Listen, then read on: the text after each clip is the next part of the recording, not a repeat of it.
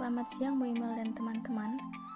Kami dari kelompok 6 akan mempresentasikan hasil diskusi kelompok kami mengenai gambaran kesehatan masyarakat Indonesia saat ini dan ke depan, serta bagaimana situasi Indonesia untuk mendukung masalah kesehatan tersebut. Sebelumnya, saya akan memperkenalkan anggota kelompok kami.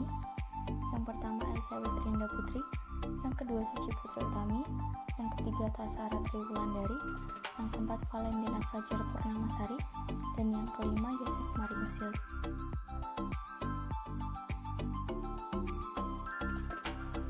Kesehatan. Sehat adalah suatu keadaan kesejahteraan yang meliputi fisik, mental, dan sosial yang tidak hanya bebas dari penyakit atau kecacatan. Sehat merupakan hak asasi setiap manusia dan merupakan investasi yang penting bagi suatu bangsa. Kesehatan merupakan kebutuhan primer setiap orang yang memungkinkan seseorang hidup produktif. Gambaran kesehatan masyarakat saat ini dan ke depan di Indonesia. Yang pertama, indikator mortalitas dan morbiditas. Keberhasilan pelayanan kesehatan dan berbagai program pembangunan kesehatan dapat diukur melalui tingkat kematian yang ada, di mana hal ini juga akan berhubungan atau dipengaruhi oleh tingkat kesakitan dan status gizi masyarakat. Berikut gambaran kematian dan kesakitan di Indonesia. Untuk mortalitas atau kematian, kelompok kami melihatnya dari 3 aspek.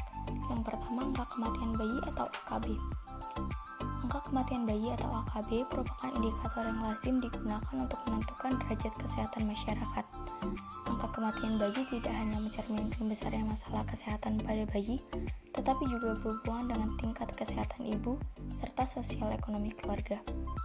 Dari data yang kami dapatkan, pada tahun 2019, angka kematian bayi di Indonesia mencapai 26.395 dengan penyebab terbesarnya BBLR dan pneumonia. Aspek yang kedua adalah angka kematian ibu atau AKI. Angka kematian ibu atau AKI menggambarkan tingkat kesadaran perilaku hidup sehat, status gizi, kesehatan lingkungan, tingkat pelayanan kesehatan terutama ibu hamil, pelayanan kesehatan saat masa nifas, serta kondisi ekonomi masyarakat. Untuk jumlah kasus AKI, tahun 2018 sebanyak 4.226 dan tahun 2019 sebanyak 4.221. Aspek yang ketiga adalah angka kematian balita atau AKBA. AKBA menggambarkan tingkat permasalahan anak balita pada pelayanan kesehatan ibu dan anak maupun di posyandu.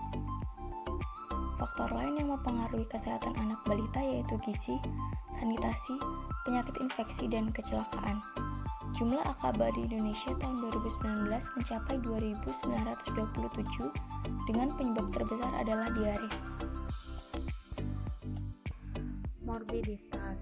Berdasarkan data klaim BPJS tahun 2019, ada 5 penyakit yang menjadi masalah utama di Indonesia, yaitu yang pertama hipertensi, yang kedua stroke, yang ketiga gagal jantung, yang keempat diabetes, dan yang kelima TBC. Berikut ini jumlah morbiditas dan mortalitas akibat hipertensi tahun 2019 berdasarkan data Kementerian Kesehatan. Morbiditas dengan jumlah 63.309.620, mortalitas dengan jumlah 427.218. Presentase kasus hipertensi berdasarkan kelompok umur. Yang pertama 31-44 tahun dengan jumlah persentase 31,6%. Yang kedua 45-54 tahun dengan jumlah persentase 45,3%. Yang ketiga 55-64 tahun dengan jumlah persentase 55,2%. Gizi.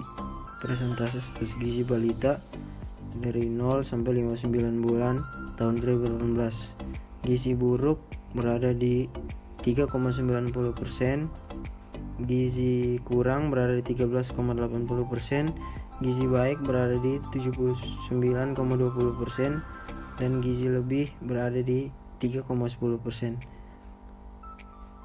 Data di atas menunjukkan bahwa masih terdapat permasalahan gizi di masyarakat. Permasalahan gizi tidak hanya untuk gizi kurang atau gizi buruk, namun juga untuk gizi lebih atau juga disebut obesitas. Kesehatan lingkungan. Pertama, penggunaan sumber air minum layak tahun 2017 sampai tahun 2019. Pada tahun 2017 mencapai 72,04%. Pada tahun 2018 mencapai 73,68%. Pada tahun 2019 mencapai 73,65%. Artinya, sumber air minum layak belum sepenuhnya didapatkan oleh masyarakat Indonesia.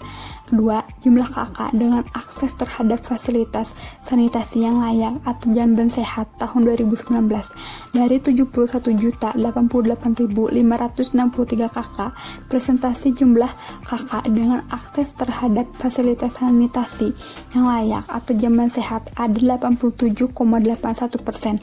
Artinya, fasilitas sanitasi yang layak atau jamban sehat belum didapatkan oleh seluruh masyarakat Indonesia. Ketiga, PHBS. Dari 514 jumlah kabupaten atau kota yang ada di Indonesia, kabupaten atau kota yang memiliki kebijakan PHBS tahun 2019 hanya 423 atau 83,30%. Artinya, pemerintah pun belum sepenuhnya memberikan kebijakan terkait perilaku hidup bersih dan sehat.